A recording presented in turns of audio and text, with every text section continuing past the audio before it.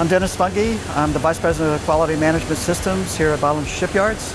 Been here for about 33 years now and building ships and repairing ships for that long.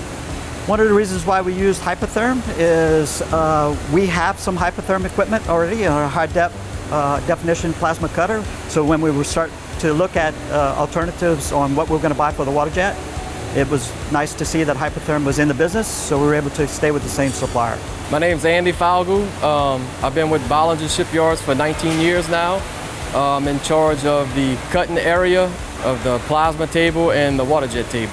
The Waterjet, now that we have it, it really helps us as far as getting the cut quality and products that we need. On the Waterjet, we cut in all parts for the watertight doors that we've supplied for the United States Coast Guard.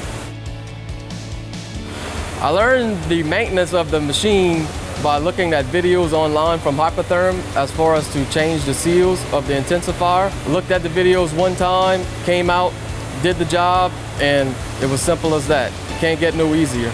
The experience with the pump has been great. Like I said, the only maintenance we've ever done was change the seals, and other than that, it's been ease.